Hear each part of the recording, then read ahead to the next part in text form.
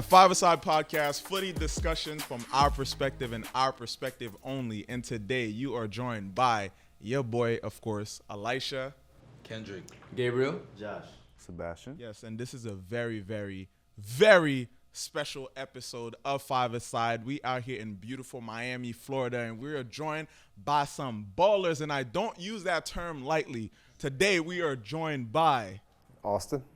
and Zack. Yes, sir. Welcome to the 5ASIDE podcast. Yes, sir. Yes. And we have been telling y'all for a minute that we are going to Miami. Gabe, why are we in Miami right now? come on, we in beautiful South Beach, Miami for the Yes, multi-hyphenate fashion show presented to you by RCE Foundation and the wavy brand Mifflin. So big up to Raheem for putting this on, bro. Shout out our boy. Thank you for having us. We will talk to Raheem in a bit as well. So now, man, we're happy to be back in South Beach. We were at the event last year as well, but this time we're just doubling up, more content. Got the pod, got some national team players here, so we're just very excited for everything, honestly. Yes, sir. No, it's a great time. It's a good, this is going to be a great discussion. We're going to talk to the ballers. We're going to talk amongst each other and just vibe out, man. Just to get started, though, you guys, obviously, the most notable link-up is the fact that you both have played and are playing for the national team right now. 29 caps. You're just getting started with the national team. But, you know, to that point, how does it one, do you guys know each other at all? Like, have you yet linked up before? Or? Yeah, we both played England national team stuff in the past, both in Philadelphia. For sure. So let me start with you, Austin. Again, this is like you're still beginning, still fairly young with the national team itself. How are you finding your footing? How has that experience been so far for you? Yeah, it's been great. You know, I was in the U17 World Cup, U20 World Cup. I've been part of the national team, full squad, in and out since I was probably like 19 years old. Just never had my first cap, but I was in camps. I was in different part of different games. Just was on the bench and never got the chance to go in. You know, as center back, it's different from a forward. You don't really just go into games. You know, we're usually one of the last subs, if kind of an emergency sub. But now I'm getting my shot and getting my opportunities, so hopefully more opportunities come and just got to take advantage of them. But yeah, overall just really, really good, and I'm happy to be part of the team. So obviously right now, though, you're not, you know, we're kind of in a more relaxed setting, and I'm itching to know this because this is just between us. This is not the world watching, though. Since we're in Miami, how do you usually take away from the pressure? Because we're just like, we're in Miami. This is usually like such a leisure, pleasure city. Like when you're obviously a professional player, you have to worry about a lot of things. You have to worry about the media. You have to worry about coaches. You have to worry about the competition. But then when you're in a space like this, or just when you're not playing, how do you just detach yourself from everything? How do you let loose?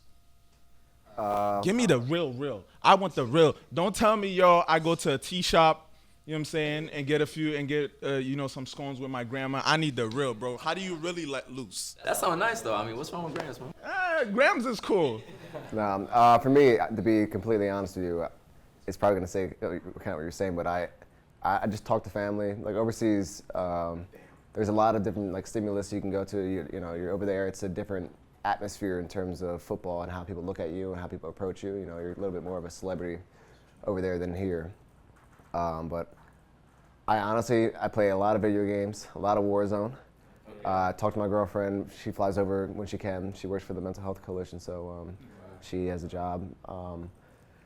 And then I just chill, eat good food, and talk to my family. It sounds boring, but I'm not really a big partier. Don't really go to clubs too much. I just like booing with the boys and playing video games.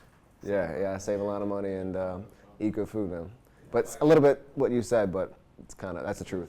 For sure. If I can, Go ahead. You can. Rewind a little bit. For sure. Yeah. One thing we talked about on the pod recently was like how we all got into footy in the first place. Like, you know, for me, my family is Haitian, so being Caribbean was just something I grew up around, and we all talked about our origins in different ways. So a question for me is like, how did y'all get into footy in the first place? Like, what's the real origin story where it all began? For me, I was always like an anxious kid. So my mom loves the story. So when I first tried out for a club team, my stepdad got me into it, just playing in the backyard. And then they're like, oh, you're kind of naturally good, naturally talented. And then I went out for this trial, and I couldn't even go out on the field. I was just crying, and I was just anxious. And my mom tried everything, didn't go out on the field. And then so the next week, I eventually went out on the field and had a tryout, and then I just stuck with it. It was just something where I could get away from everyday life and school, and because I didn't really like school that much, and it would just take me away, and I'll just have fun, and still to this day it still does that. So I just kept going, kept working hard, and trying to have fun with it, and it just kept taking me places, and yeah, here we are today. But at what point did you tell yourself, like, yeah, this is something that kind of, you know, that can isolate me from the rest of the world, that could take away the anxiety? But at what point did you tell yourself, like, this is something I want to do for a living? Probably not until I was like 16, 17, 18, maybe even later, to be honest. I just was trying to just enjoy it. But I struggled with, like, even at that age, I still struggled, like, with going to national team camps. There's times I didn't want to go to camp. My parents had to, like, bribe me just to go. But then when I got there, I loved it and everything. But probably not until I was maybe 20, 21. And I was like, okay, I really want to do this. This is not a bad life. So what part of it was, like, so unappealing, like, as a younger person? Like, if your parents have to bribe you to do something, it means that you really don't really want to. So, like, no, honestly, like, because, like, there's kids, I'm sure there's kids watching this being like, yo, I would honestly kill to go to a national team camp. So why do you think it was something that you felt, like, uninterested in? And I think you're actually going to give some people some insight into something that they, like, a world that they may not understand, because there's reasons for why people don't want to do stuff. Absolutely. Yeah. I think for me it was like fear. Fear of going out there and failing, and just not thinking I was good enough. I guess I was, like, some self-confidence. And as I gotten older, and I've done some therapy and mental health work, which is crucial. I've realized that, yeah, it was all from fear of going out there and not believing in myself. And now I'm in a good place where, yeah, of course, anxiety, nerves, fear comes along, but I'm able to kind of push that to the side and just go out there and enjoy it. Do you think, like, once you became a full-time professional was a bit of a milestone moment for you in sense of how you were able to overcome that fear, and then from there was able to progress a lot more naturally? Or do you think that it was something that was still lingering even when you became professional? I think it was, yeah, it's still been lingering. Yeah. But I would say the last year or so, after doing a lot of work, going through therapy and just talking and trying to figure out the traumas and demons like a lot of us have, I think it's just when you're able to kind of put it to the side, or you can not even put it to the side, you can address it, you can face it, and realize that, okay, well, I can face it, and you can go beyond it and step over it. Yeah. One other question I have in terms of that too is, how did that mental health experience change when you were stateside versus playing in Europe? So I think that's something that people are always very interested in, and it's always kind of been, for American footy players, like, the big dream is to go abroad, play in the Prem, play in Bundesliga, things of that nature. So how did that experience change as you went from stateside to... I just want to acknowledge that's an amazing question. Go ahead, continue. Oh, man, it's tough because I was playing in the States when I was 22, 23, 24. So I was young, and I was just trying to enjoy it. I was loving the lifestyle. Being a pro, making decent money, and living on my own, being back in America, making friends. Because, like Trusty was saying, it's lonely over in Europe, especially with how serious they take it, the sport. Not that we don't take it seriously over here, but for them over there, it's like life or death. It's just the culture. So it's, yeah, I mean, especially in Germany, like, they don't want you going out. They don't want you having fun a lot. Like, no fun, really. Of course, you can have some fun here and there, but they're very strict on work. So that's a different vibe from me. I like to work hard. I like to enjoy life outside of football as well. So I think it's just through the years of being over in England and Europe, and just learning yourself more, and playing more seasons, playing more games, and as you become older and go through life experiences, you learn about yourself more, and you can face those fears. You can figure out why you're getting nervous for a certain thing, and then you can kind of figure it out. And Trusty, I know your move was a bit more recent. What about you? In terms of what?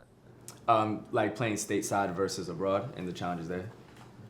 Actually, before we even get into that, to bring it back to Kendrick's question, just to start from the top going down, how did you get even into the game itself? Yeah, probably start from the beginning. Yeah. Work our way up. So I'm the youngest of 6 in my family. So the oldest is 18 years older than me. So the day I was born, the day he was going to college. So set to 2, so 2, 2, and 2. So we all had like a buddy. So all of them were really, really successful in their sports growing up. So my oldest brother is 18 years older than me. So like, and all the siblings are in the different ages in between. So I was dragged everywhere to every sport, every freaking track meet, and I'm just bored of my brains and having to figure out fun. But my sister Ani, she actually I'm staying with her down here. She was part of the national team. She had a full ride to Florida State for soccer. She was flying everywhere and anywhere for the sport and having great opportunities, and had a full ride to college. I grew up in a family where there's a lot of lack of financial resource, so I knew that was a way out, and I saw her, traveling, like being with all these cool people, doing all this cool stuff, but also having a full ride to college. I was like, shoot, this is like what I like to do. So being a little ball boy on the side of the field, kicking the balls back and goofing around with my brother, who's closest age to me, just fell in love watching her play, and fell in love with her story, and fell in love with like the opportunities that it could bring me. And then I ended up being really good at it. I was a basketball player, a baseball player. I played all a bunch of sports growing up, just because I had so many siblings, and we just all never inside just playing backyard sports and doing all kinds of stuff. But the soccer and football, if you ever sees. It's just Man, we gonna say soccer with pride, because I'm sick and tired of everybody all across the world making us feel bad for saying soccer. It's soccer. It's soccer here. but yeah, I just fell in love with it with her. Yeah. No, that's dope, because I think that one thing that we're learning more and more, especially being in the scene in the U.S. here, is that there's so many different ways that people can get into the sport. Like, that's amazing for me that like your sister got you, inspired to even play, because a lot of times it's either like, for most of us, it's our dads, or like you just so happen to see a player like Ronaldo or Ronaldinho or Messi or something like that, and you get into the sport. So that's a dope nuance. But then to that point, you have a question? No, I was gonna say, and I appreciate you for sharing that, because I feel like a big thing that we talk about too is how, like, especially in the Black community, like basketball and football, American football, are seen as like the only way to make a career out of sports. So to hear your story, and to hear like your sister and yourself, and how it also like financially benefited your family, like that's something we don't hear all the time, and so it's affirming to hear that as well. Yeah. At what point did you tell yourself, yo, I could go toe to toe with her and like give her this work? I don't know, bro. I was 6 years old or something. Yeah, damn. No, I don't know. I never really like had a chance, because she was so much older than me. So when she was in her prime and she was doing really good, I was still a little kid. So like, I always wanted to know, like, because she's a center back as well, and that's probably the reason I'm a center back, is because of her. I watched her play, and I guess I always had like a defensive kind of mind, and I don't know, the aggressiveness and different kind of stuff. But I think that's why I'm a center back, because of her. And she wore number 3, and 3 is my favorite number. Yeah. Surprisingly, I look up to her a lot, and different things I think about. Like, oh snap! Like, she really inspired me. See, look what happens when you watch women's football. You become a professional, bro. Facts. Tune into the women's World Cup. Stop playing with the girls. That's Stop the playing with the formula. girls, G. I was gonna ask you, Zach, what other sports did you play? Yeah, I grew up like you. I mean, just in America, baseball, basketball, football, everything. Anything you could just be out, because we didn't have social media and phones then. So anytime we could just go outside and pick up a ball, I played anything really. Yeah, my friends growing up, which is actually pretty interesting why I stuck with soccer, but like growing up, I had a really good neighborhood growing up, so we were all outside all the time and doing all kinds of different sports, mini sticks, lacrosse, and hockey on the ground, whatever you can think of. But whenever I want to say, let's play soccer, they would all say no. Like, it was so hard for me. Yeah, exactly. Yeah. But it was so hard for me to, like, if I wanted to play, I had to go, like, came into brought my brother like, yo, I'll play lacrosse with you for like 30 minutes. If I can shoot on you for 30 minutes. Like that's how I train. I'm that's seeing how a pattern. It's the bribes, bro. Man, let's go with that. That's how it works, man. That's how it works. I had a follow-up question too. So which other sport did you play that you would say helped you the most with soccer? That's a great question. Basketball, probably. Just hand-eye coordination, especially for being a goalkeeper. I was never a good shooter though. I was good at like defense and just passing. But yeah, basketball for sure. And you said you're good at defense, and obviously you're a goalkeeper, which is, you know, a heavy defensive position. You're a center back. Do you guys ever feel like as defensive players you don't get enough credit, or you don't get enough, or the smiles are coming, so I feel like you guys already, you ain't thought about that. Do you feel like you don't get enough credit? Or do you feel like... The striker's taking all the credit, bro. What's up, Yeah. bro? We'll talk to you in a second, bro. We'll talk to you in a second. He back there smiling, bro. This is a chill podcast. You can walk through this. I don't think it's... Yeah, you don't have to be stuck over there, bro. Yeah. I didn't really want to... Nah, we're gonna allow you. So It might take me like 10 minutes to walk across. you're good, bro. This is the striker who takes all the credit for the team's wins. Yeah. But no, like, do you ever feel like for your position you don't get enough shine, or do you feel like there should be a little more just recognition for what you do? Because it's, you know, we always say like goals win games, but defense wins championships. So how do you feel about just how the spotlight is not always on your position? 1,000%. We don't get enough credit, but that's like, I mean, when you go in that position, everyone wants to be a forward. Forwards make all the crazy money, the crazy deals. They get all the everything. I think being a defensive player is it's like a fine art. Some people appreciate it, some people don't. Some people actually know what to look for, some people don't know what they're looking at. So like, if a lot of people who are, I guess, getting into soccer in a sense, maybe to see a center back and be like, oh, he just likes kicking the ball out of play. But like, if you know soccer and you know the in-depths and intricacies of everything, like, you know, oh wow, he's shaping his body this way, he's forcing him that way, and all different kind of stuff like that. So yeah, I always say it's like a fine art. Yeah, no, it's good. Fine art. I'm gonna steal that. That's good. Yeah, but no, there's times where I feel like we don't get enough credit, but then it's like defense is more just like do your job. You do your job, and yeah, people really won't make a fuss. But you make a mistake, people make a fuss, but that's the difference. You make a mistake as a defender, it's a goal, or they're gonna get an opportunity. Making a mistake as an attacker, you're going to have like 10 more opportunities to score or run by somebody. So, yeah, I mean, it'd be nice to get a little bit more recognition, but like you said, like the fine art, the people who really know soccer, like if you're doing well, then they know. And what do you think within a team dynamic? Do you feel underappreciated within a team, or do you think like, nah, my strikers know how much work we put in? And then if I can add to that question, if we were discussing mental health earlier. So like, if you imagine like a group of people that are in a space and some people get more credit than others, but the result is shared equally, mental health wise, that like, I'm sure it's taxing. So can you speak to it as well, like you guys, like from a mental health perspective, like having to understand that like when you do your job correctly, the praise that you receive is relatively like equal. But when you make a mistake, the negatives are always going to be like blown out of proportion. And mentally, like how do you like kind of brace for that? I mean, it's kind of what happens in sports, you know. If you make mistakes, people are going to talk. On your team, the coaches are going to talk, and online they're going to talk. So there's a lot of different mental health things that, as an athlete, you have to go through in terms of dealing with, you know, the downsides, but also the good sides, you know. Some people can hype you up too much, and then you think you're the man, and all of a sudden this guy breaks your ankles, you know. So, yeah, I think that's a battle I've dealt with a lot.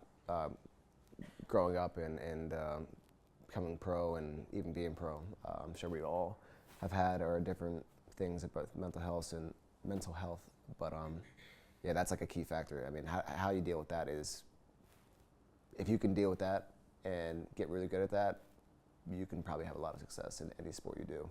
And business too. It's not just sports. It's in business. It's in life. You know, it's just really what it comes down to is how you deal with the downs and how well you can recover from them. And you know, but you just gotta.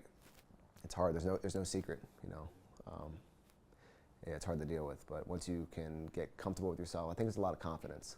I think once you have enough confidence in yourself and in what you can do on the field in soccer, what you can do on the field, the confidence with that, but also you as a person, how you can come back from situations and like it doesn't matter to you. Like literally, like you don't care what people say, you don't care what happens. You know, you care what happens to the team if they score a goal, and then you got to reflect on that. But like, how are you reflecting on it? You mean like, okay, I'm shit, or you look at it in terms of like, okay, maybe I could have angled him this way, maybe I could have took a step that way. Why'd I bite in that fake? You know, so there's different ways to look at stuff, but. You said a lot. I totally forgot what the question was. I would say, for me, it also depends on what team you're on. I've been on some close-knit teams where we all work our asses off and acknowledge everybody's work rate and work ethic, and push each other and support one another. Like Middlesbrough this past year and City, just really close-knit teams who that are successful because everybody's doing their job and everybody's supporting one another and there for one another, and that's what creates a strong team. And then I've been on teams where it hasn't been like that, and we struggled, and it's a lot more selfish, and those are tough times, and those are tough dynamics and because you're not all playing together, you're not all like cohesive and all that. So it's a lot easier when you have a good team. Yeah, that's a great point. Yeah, good locker room is everything. Yeah, for sure. Yeah. Do you guys have an example of a moment like during your guys' careers where you saw like a player get picked up by a team?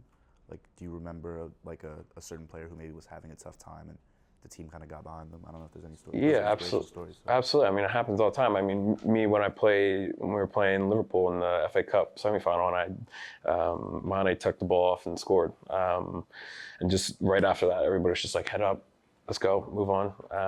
And that's exactly what you need. And that's what a team's all about. It's just like a family, a brotherhood. And when somebody's not having a good day or they make a mistake or something happens, they're right there 1 second later just to pick you up and support you and keep pushing you. No, for sure. Also, you brought up confidence just on the pitch and off the pitch. Zack, you're in Voyce Now, so I want to hear more about your off the pitch ventures and how's that journey been for you? Yeah, man, it's been good. Yeah, Voyce Now, my charity that we created after the killing of George Floyd. Yeah, during COVID, time just doesn't even make sense.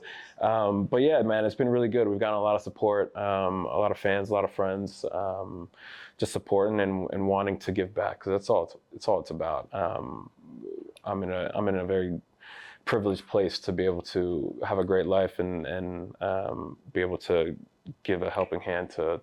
We focus on kids and underprivileged kids, so to be a role model and to be somebody that those kids can look up to and those kids can talk to and hang out with every so often. I'll come when I come back. We'll go. We have a connection with the Boys and Girls Club of America, so in a lot of cities in America. So whenever I come back, we'll go and visit them and spend some time with the kids and just kind of get to know them, and they can get to know us. And I think that's the most important. Money, of course, goes to help for their everyday lives and food and books and Wi-Fi and all that stuff. But I think the time, personal time, is like, it's big for me. That's like one of my love languages is like personal time, family time, and time with my people. So for me to go into those schools and spend time with those kids, I hope that it means a lot, because it would have meant a lot for me if a pro athlete came into my community at that age. Usually, when somebody starts a charity or wants to give back, it's either, I usually see it as there's two origins to that. Either, somebody really poured into you, or you were in an environment where you saw a lot of giving, and so you were inspired to do that, or there was a lack of that, in your upbringing. So what inspired you to want to do that now that you have the means and opportunity and the platforms to want to give back to others who don't have the same the same opportunities or the same resources? Yeah, that's a great question. I think it would go both ways. My dad wasn't around growing up. So my mom had to raise 3 little black kids in like 1995, 96, 97 on her own. She was 23, 24. And her family didn't really kind of push her away for a little bit because of like the whole situation that my dad wasn't around. And so didn't get love from my dad, but then I got a lot of love from my mom. So I think she showed me that you should just treat others how you want to be treated, spread love, be kind to everybody, and then help people when you can. And it doesn't even have to be money. It could just be a hi, how are you? A thank you, a hug. It can be anything. Any type of act of kindness is love and support. So, so I think not having that love on my dad's side, I was like, okay, well. And then I had 2 brothers later in life, and I want to be able to support them, give them everything, and I think I get that from my father. So these kids that I see like struggling, I want to be able to kind of be a person of help for them. So I was gonna ask you, Austin, since you're a bit younger, but are you already thinking on the subject of doing things outside of football? Are you already thinking of what you want to do aside from just playing while you're still active, or like afterwards, after you retire? Or is that something that's just like in the far future that you're not even there yet? Yeah, I definitely think about things in the future and all this stuff. I'm big on investing. Well, first of all, I'll start that had my college degree and just got that probably earlier this year. Congrats, man. Education. What's up, bro? 2 classes for 5 years straight, so two for 5 What years. is the degree in? Business entrepreneurship and a minor in sports management. So thank you. Yeah, I got a degree too. It was in corporate communications. And, Nice. Y'all not gonna clap for me? Hey, I got a degree. Come on, thank you. So yeah, I did that being pro, which was difficult, but I'm happy. It kept my mind sharp and focused on all different kinds of stuff other than like football, because you need a release. And I don't know why I like writing papers or like doing stuff, but I just like my brain working and being challenged different ways. So do that. I focus on business and investing. I'm big on investing. Like I was saying, I grew up in a family where there's a little bit of a lack of financial resources. So. All my siblings are like this too, but we all have dedicated ourselves in our own way towards learning more and more and being connected with people and networking and just learning a lot about finances and in the whole grand scheme of things. I don't know. I just do a bunch of little things. Working with my boy Raheem over there. Yeah, I've always had I have a lot of things going on, but I don't necessarily share them a lot of times. I just kind of keep myself and just like do my thing, and I think that's why I'm working with Raheem and getting my voice out and getting different platforms and put myself in areas where I can share these experiences I've had and what I'm trying to do and what I'm looking to do. So speaking on that and just kind of like going off that concept of getting your voice out, earlier we spoke about how being a player in the U.S. is like really hard to like get people to play with you. You need to almost bribe your friends and your family, you said. Now that you've gone through that, looking back, what advice would you then give yourself and then give like black kids who are in the US right now, who are struggling to find someone to play with and struggling to find a way to like make a career in a sport that they love that other people don't really understand them for? Like what do you say to that kid right now that's like watching this? No, it's hard. I think that's the beauty of what they have overseas, is that they like when you go walk around, they have like futsal courts and it's everywhere. Yep. Rather in the States, which is what we're trying to change. And I think as time goes on, it's becoming more and more popular, and kids are starting to actually. A lot of kids play when they're younger, but they lean out of it. But I think we're changing that landscape as well as we do, and the better we do, and the better national team does, is just growing and growing and growing. So I think they'll have more opportunities. But yeah, to not have anybody near you, I mean, it's not going to be easy. It's not going to be like easy, but I mean, the best thing to do is just like, you got to go do it.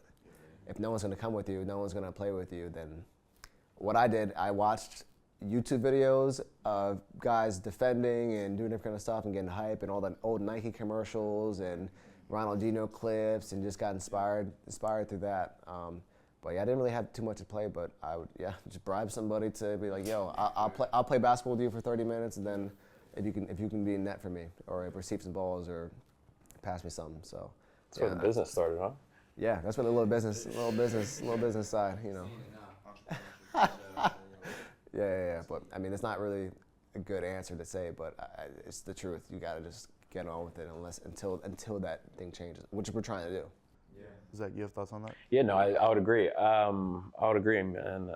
If people aren't going to help you, you just got to take it. If you truly want that, and you whatever you want to do, you just got to. Sometimes in life, you got to take it by yourself, and it can be a lonely road. But if you have a dream, if you have a goal, then don't let anybody tell you differently or try to stop you. And speaking of, real quick, just like the changing racial demographics of footy in the U.S., because you're mentioning how before, as a black kid growing up playing it wasn't really as many people doing that. Now you look at the national team. I think the other day we started, 8 or 9 black players?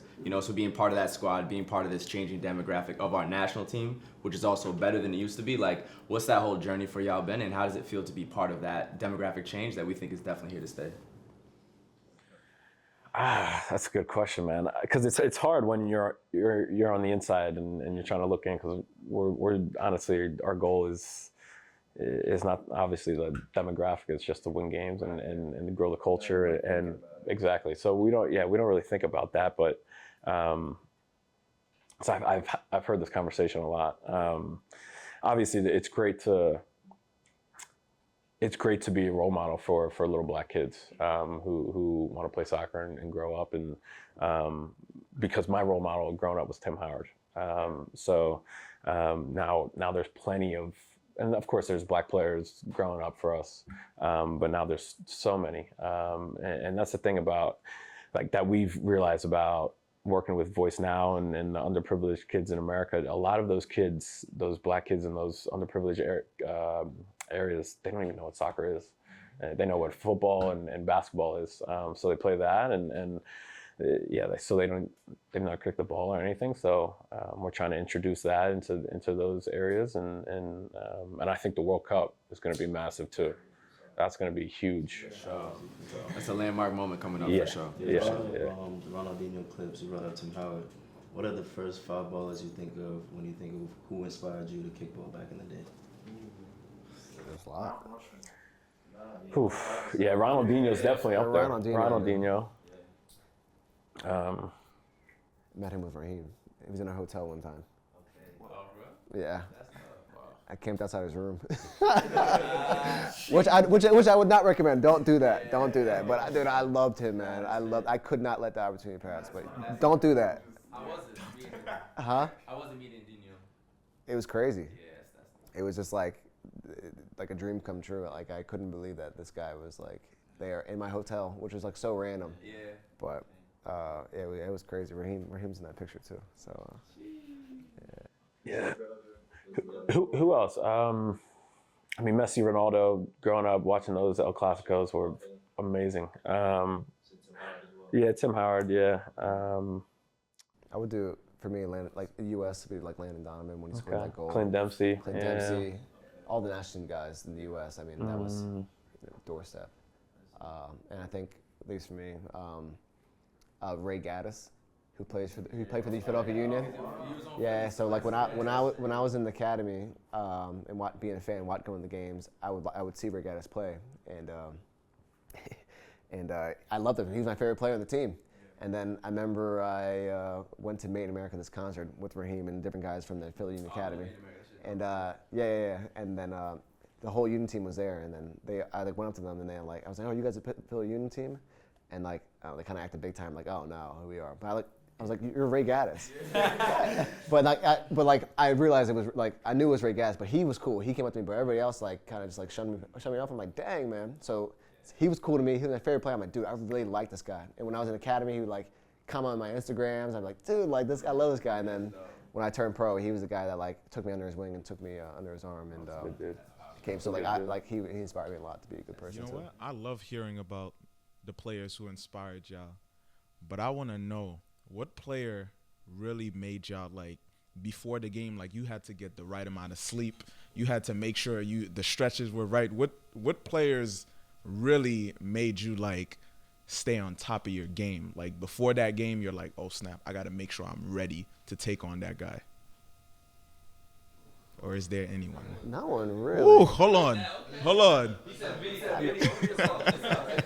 no one really. I would think like work ethic. I would say like Ronaldo. You see all the videos and everything like that, and then how he takes everything seriously. I would say I got inspiration through that, but I don't know. I think at least for me, I grew up in a family where everyone was athletic and taking stuff seriously. So I learned through them of how to like prep for a game and get mentally prepared and different kind of stuff. So that was kind of my inspiration. Are you asking in terms of like competition? No, yeah, I'm asking like who is somebody like you were gonna play against that you I think I heard that wrong. I think I heard that wrong. Prepare for this. Oh, who's someone I'd be hyped for it? Someone there you like, oh, this guy's gonna give me problems. Okay, I said that totally. I thought I did the whole wrong answer. Vinny? How would you feel about Vinny lining up against you? I mean, any of those guys are all sick. So I mean, they're all. I would have to.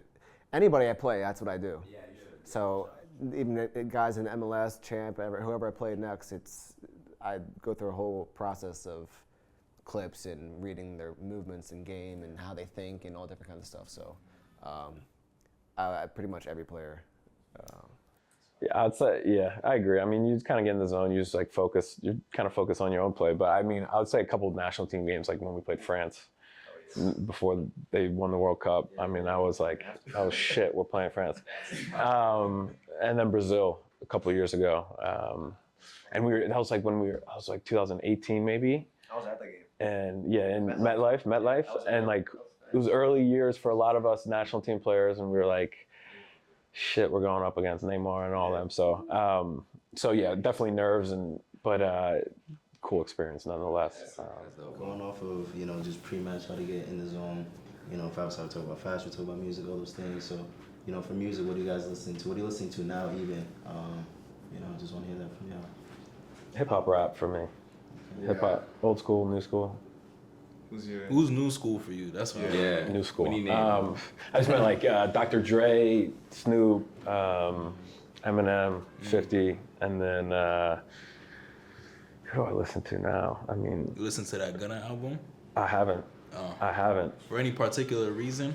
No, I just didn't know it was out. I was just curious. People got reasons. Yo, some people got reasons, bro. Some people got reasons. No reason. I didn't know it was out, to be honest. Yeah. He's out. Okay. But no, Gunna, all of them. Yeah. Yeah.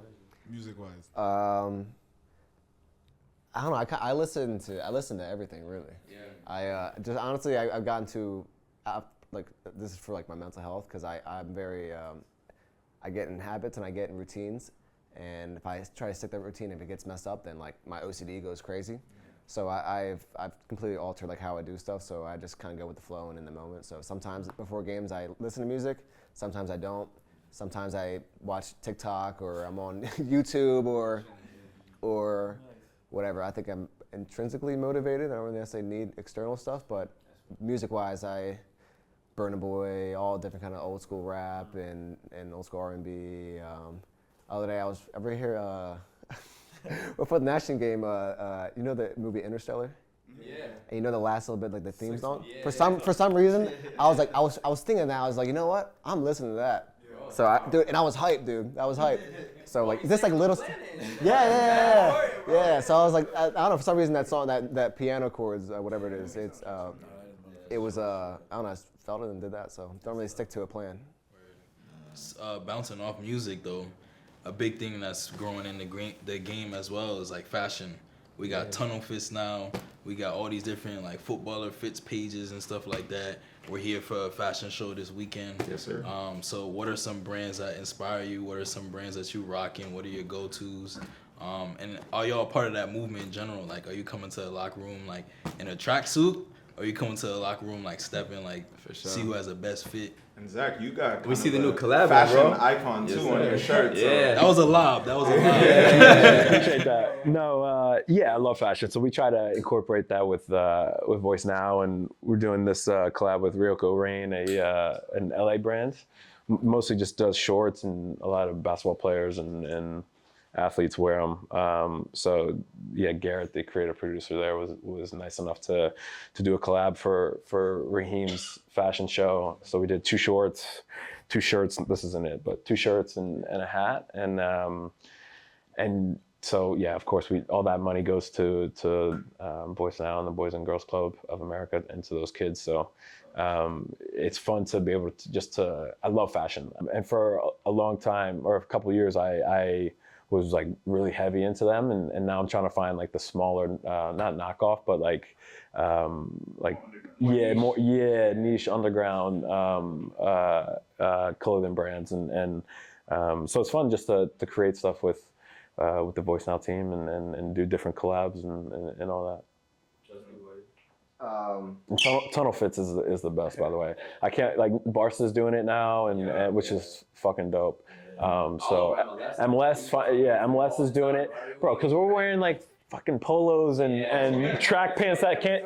We're wearing like polos and the track pants that like come up like to 3/4 length, and it's like all season. It's like, come on, man, we got to switch it up. Yeah, and like, because we have so much personality, but then when we're wearing that, we got to wear all the same stuff. So I would love for Europe to change that culture, and so we could wear whatever we want, because that's a sense of self and just showing your character through your clothing and dressing.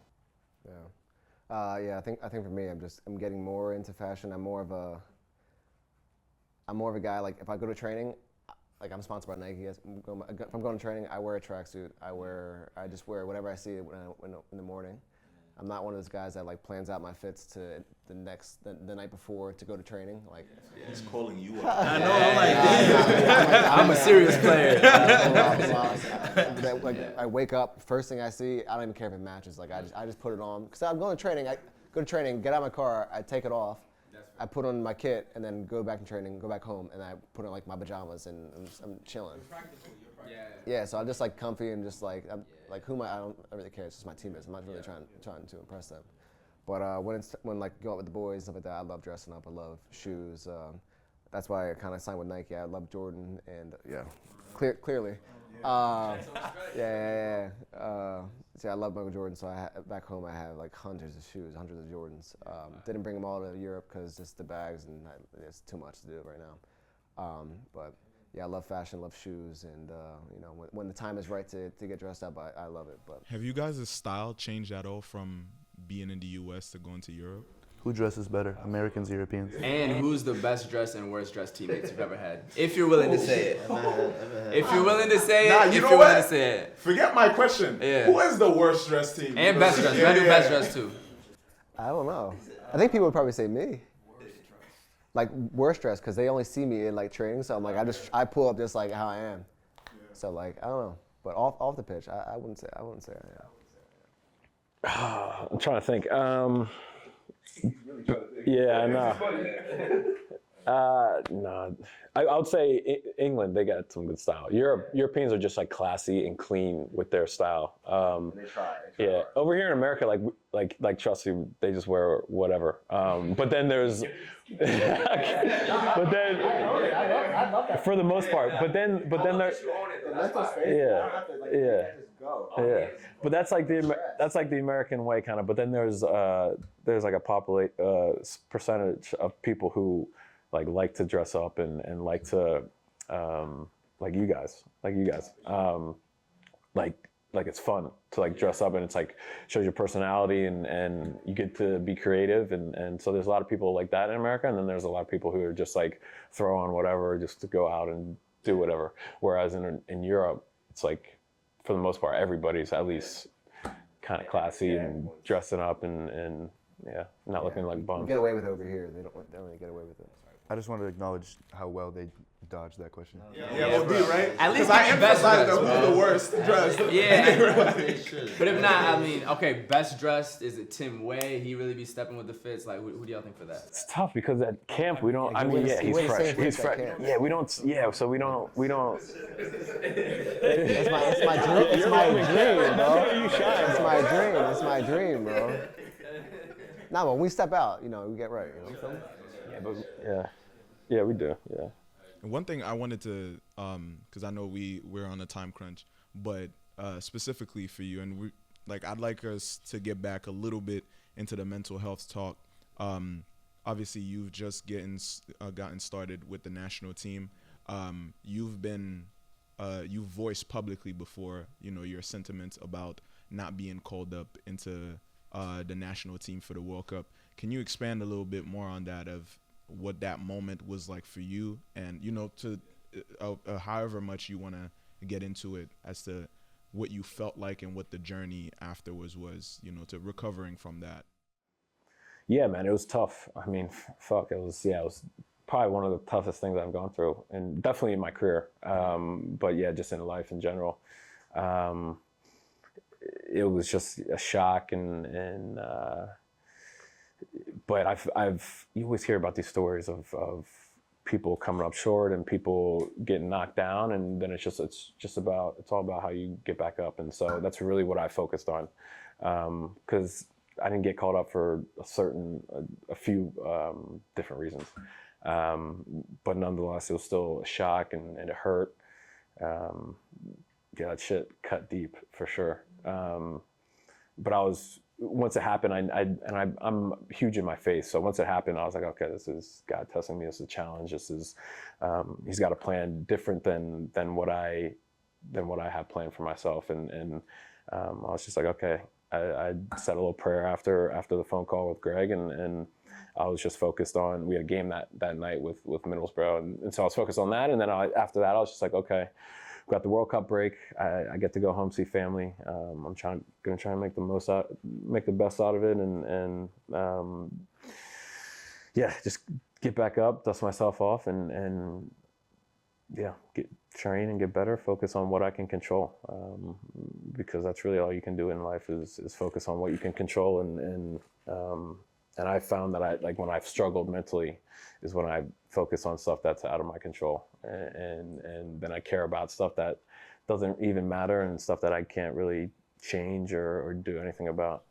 And one more thing to that point, for the both of you, we've seen, unfortunately, I think we've seen all too many times news of young players who've, you know, either ended their life or, you know, harmed themselves, or have, you know, gotten really, really down on themselves because they got cut from an academy or something like that. Obviously, you guys have, you know, are past that level now. But what advice can you give to these, you know, young boys and girls right now who are trying to move up the ranks, but who care so much about not just the game, but succeeding and becoming pro, and who feel like if they get cut, or if, you know, they get an injury, that's the end of the road, and they feel like they have nothing else to do, and, you know, they go deep into depression? What advice will you guys give to them as to how to handle defeat or failure in that sense?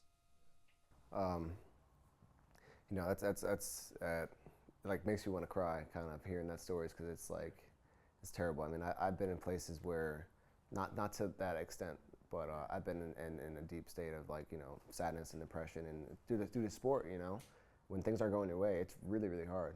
So it's like, and that's kind of the truth about it. It's like, it is hard and it does suck, but that's not the end of the world, and that's not the end all be all. I think the thing that helped me a lot, and, you know, that's gotten me to the place where I am now, but I went through a hard time through, like, my childhood and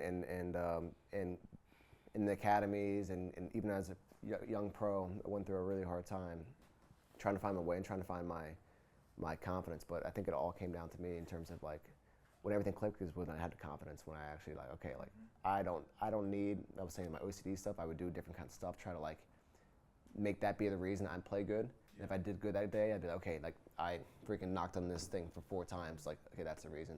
Yeah. Once I gave that up and realize like, no, I'm just nasty, you know, like, I'm good, you know. Then everything clicked for me, and I gave all the control to just like God and the universe, and I knew that I had no control other than like how I came there that day, how I prepare, do different kind of things. So like that part of the mental health is that's kind of how I dealt with it. But in terms of when things aren't going your way, one, speak to somebody, tell somebody. When I was going through certain times, I kept it all to myself. When I had the all crazy OCD, all that stuff, because I thought people were gonna think I was crazy and judge me and every kind of stuff. But like, the people you're gonna go to a good human being, and they're gonna look after you and they're gonna care about you. So like, be vocal how you're feeling, because it does suck, but it sucks less when you share it with somebody else and they can give you advice and express things to you. Like who would you recommend to yourself to have spoken to? To have spoken to, one person that really really helped me was my girlfriend Emily. When I got with her, I explained all the stuff to her, and she helped me a lot. And just even not only that she even told me anything, it's just the fact that I said it out loud. And then I heard myself. I'm like, wow, like I really do that. I really do this and do that. So the fact that she made you feel comfortable enough to even come out and say that, because usually as men especially, it's hard to voice those things. But yeah, usually for some reason I'm always kind of put in that situation where like, I think since I've been there and I kind of have that energy about it, and I guess maybe advice, I always have people come up to me, and I find that really interesting and share this stuff and like open up to me. I'm like, bro, I just met you, and like you're open up to me all this stuff. But like, I love it because I've been in that state where things aren't going right, and if anybody wants to talk to me and like hit me up, like, you know, I'm here for it. We're all human. We all need help. So yeah, that's my little story. No, it's good, man. To add on to that, I think the hardest thing about opening up is being vulnerable and saying like what you feel. For the longest time, I couldn't open up and be vulnerable, and I just kind of shut off all not emotions, but just kind of push them to the side and hit them deep down, and then they eventually come back up in life through life. And we've all heard about the MJs, the Barack Obamas, the Elon Musks, Ronaldo, Messi. Everybody has failures. Everybody, the road to success is winding up and down, and it's never just a straight path up. Because in failures, that's when you learn the most about yourself, about what you could have done better, how to move forward smarter, wiser, and all that, stronger. And that's exactly what I was trying to do with the World Cup. Whereas in the past, I wouldn't really talk about it. I just kind of be like, yeah, whatever. And this time, I was communicative with my family, with my people, and that allowed me to move on better, healthier, and faster. Yeah, I think one thing I want to add with the mental health part and kids and everything not going in their favor is that if it doesn't go in their favor in football, like I always believe that if something like that happens and you're that low and everything like that is the most powerful time. Like, not that you're lucky to be there, because obviously you wish it was better, but like how blessed you are to one, have those emotions and like be so passionate about something that you actually feel like, dang, like I wish it was something like that. You have that passion. So like one, it's like I have literally chills about it talking about like you have that ability to, like, that's a blessing to feel that. But also, like, I believe that God puts you in different positions, and you need to go through that. Like I've been through the rough, you know. But me going through that time was the best moments ever, because I realized so much about myself, and I grew so much as an individual, how I think, how I act, all the above. So when you're that low, it sucks, and I get it sucks, but it's actually try to look at it in the best way. Try to look at it as a blessing, because you're at the lowest point. You can do anything you want and then build yourself back up, you know, mentally. Like, I'm not saying just like career-wise, like mentally, that's how you get done everything. So yeah, it's try to look at it as it's hard, really, really hard, but try to look at it in the best way possible as a blessing, and you can start fresh. Yeah, which is why it's good to, and I'm going to let you get in one last question before you wrap up, but I was just going to say it's good for, like, when you're praying or asking for something, to not necessarily ask for it not to happen, but just to get the the resources and the skills to be able to deal with it. Because life happens. Like, whether you're in football, basketball, whether you're a plumber, electrician, whatever, like, life is going to happen. Whether you're a podcaster, like, there's going to be problems. Yeah, absolutely. So it's just about how you deal with it. It never gets any easier, but we just get better at handling it. And Josh, you had a question. And I appreciate those words for real. I was just going to tap into the fact of guys' time in, you know, the American system playing football. You know, you guys are from Pennsylvania. You know, you played at UMD, went to Colorado, we're in Miami right now. You know, the different scenes in the U.S. Is there a scene that you guys enjoy playing in more, you know, in the DMV versus, you know, more towards the West? You know, Atlanta's a big, you know, scene for football now with Atlanta United. But there's different, you know, niches and things we see in New York. Yeah, So, New York's number one. I'm just trying to shine the light on the different scenes. And That's a good shout. I don't know. I think.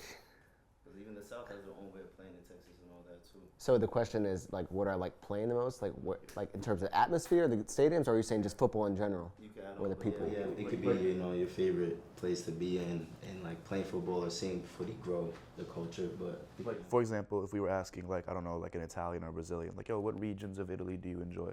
The U.S. is growing the sport, but slowly in the DMV, in Texas, like, cultures are starting to come up. So I don't know if you've noticed, and like, what cultures and regions are you like enjoying the most of? I think, yeah, my three would be LAFC. Like, you go to the games. Well, first of all, go there. You're staying. You're staying in Santa Monica. You know, like, teams go out there 2 days before, 3 days before. It's like, enjoy it. So it's like, you know, when you're playing them, it's like, you know, all the people who are just in the background of the staff, they all happen to go on that team trip that one time. You know, it's like, yo, like, well, I haven't seen you all year, bro. It's like, hey, now you want to come to the best trip, you know. So in the stadium they did a really good job growing the game there in LA. So that was probably the best place in the MLS for me to play at, because just atmosphere-wise, and it's always packed, and just good vibes in LA. So yeah, I would say there, Atlanta, because Atlanta's always packed, and then I think Philly. Being back home, seeing the team do well, and the game growing in the Philadelphia area. More kids from Chester, PA, where the stadium is, and inner city Philadelphia, more kids coming out and growing there. So, yeah, I think seeing the game grow in Philadelphia, my home city, is big time. Our home city. My home city. You're from Downingtown, bro. No, it's cool. It is cool to see, like, the growth of the game. Like, every MLS team, the first game had a tifo. And those fans were going crazy. Just to see that from overseas, that was fucking awesome. And it is growing, and there's more money going into it, and more eyes every year. So now every stadium is pretty much like Philadelphia, except for like New England Revolution and teams like that. I hated playing there. But nah, the crowds are awesome, and the fan bases are just getting more lively and jumpier, and it's awesome to see. Dope. And, you know, we can't finish this conversation without, you know what I'm saying, without giving a huge shout out to the man that made this whole thing possible, that made this all happen. You gotta come on, bro. Come on, what you doing? What's up, brothers? You know what I'm saying? Like I said, man, it's truly a pleasure to just put everything together. Just Hyphenate really just started on that, just putting football, fashion, mental health, culture all together. And it's truly an honor to have, you know, Austin here, Zack here, believing in the project, believing in young content creators like yourselves, and just bringing it all together. And I think we need that in America, because there's really no platform, or there's really no brands who are really trying to push the game and push these young content creators and these athletes together who are young, who are trying to make an impact greater than just the sport that they play. So I just seen the opportunity for that, and just trying to attack that, and with Austin as well, just individually with his career, just helping him find his own passions and find his own footing in this world, and see him grow into a fine young man. Same with Zack as well. Just seeing them grow. I've literally, like, how my relationship with Zack started. I remember I was 13, 14, he was 16, and I used to just DM him on Twitter, be like, yo, bro, just saw you signed for Freiburg, like, congratulations. Like, just that representation of seeing black athletes who are signing for European clubs. It was like, I never seen that before. So for Zack to kind of pave the way for that, to go to Europe so early at such a young age, from going to college, going to Europe, it was just like, for me, it was like, wow, like, I just see the impact that they have, seeing him at the U20 World Cup saving penalties to win penalty kick shootouts in the round of 16 match. So I just seen both of them grow up as athletes and also just as individual people, and just the opportunity to bring them on the podcast with the 5ASIDE crew now is an honor. Absolutely, absolutely. And bro, the fit is crazy. Yeah, we gotta talk about the fit. We gotta do our fit breakdown. today. We gonna start the fit breakdown. Jordan's gotta go around. Jorts season, bro. Jorts are back. You know what I'm saying? Got the tank top out. Gotta show the guns a little bit. I be telling them, like, I retired, but I still got my fitness, bro. Like, y'all saw me in TST 3 weeks ago, bro. I wasn't playing. So, nah, man. I'm just, a little drippy. Got a little something. So, yeah. Oh, these are the LVs, Shout out Pharrell, bro. Pharrell changing the game. I ain't got the camo and shit yet, you know what I'm saying? Hopefully he can hook me up. Pharrell, if you see this, bro, we met 2 years ago at Art Basel. I need my gear. For real. I need that. Love that. Yeah, to that point too, we gotta do a fit breakdown. I think we should. Zach, what you wearing today, broski? This is graphic tee, the Dennis Rodman, the legend. Got the Roque Rain and Voice Now hat and the shorts on. And got the Jersey Air Force Ones. You got the Jordan low tops and the little sick Jordan shirt. It's a little something. Just woke up, you feel me? You feel me? Yes, sir. My boy. I got the bicep tee, by me. It ain't by Seb. It's by Sebastian Kaya. You better put some respect on it. Puma's on the feet as usual, and I think minimal. Minimal LA, sponsor us. I'm tired of wearing these shit. What's up, bro? No, you're not tired of it. You're not tired of it. In fact, I got the 11 lows on the feet, Jordan on the feet. We got Daily Paper. Shout out my man getting me this fit right here. Yes, sir. Next to the top. Dream Build collab with Daily Paper. Check that out. Yes, sir. I gotta be like Raheem with the shades on. He's our Aquila. Shout out to my girl. She's a stylist. We getting all the drippy shit for free. Got the McQueens on the feet, but I gotta change the laces for the event tomorrow. We got Alfred Eden on the pants. Very exclusive New York City FC OVO collab tee. Got the, the Drizzy Owl on the back. So, yeah, bro. That's what we're wearing today. Oh, and just got my ears pierced for the first time in a row. Hey, we starting small, but they're about to be busting a couple years. Nah, facts. Simple fit today. Daily Paper on the tee. The wool Daily Paper pants. These are not seen outside of the apartment because it's 90 degrees outside. Nah, it's hot in Miami, These are just for the show. Yes, sir. Cortez on the head top. RTW, New Balance on the shoes. It's calm. Earth tones. Yes, sir. For myself, got the Doc loafs on the feet, black slacks, thrifted, ring, thrifted. This shirt, I'm not telling y'all where I got it because I don't want y'all to get it too. I'm gatekeeping. Usually I don't gatekeep. I don't want to see this on nobody else. Sorry. Yeah, the rest of it is made by God. Come on. Yeah. I had to come on. Yeah. But yeah, man, this was a dope conversation, and shout out to Raheem again for putting this together and linking us up. Zack, Austin, thank you guys so much for joining us, man. This been your boys from 5ASIDE podcast. Many more of these amazing conversations to come. We appreciate y'all for tuning in, and we gonna see y'all on the next one. Right now, we in Miami, and we gonna enjoy the rest of the weekend. Give it up for yourselves, guys.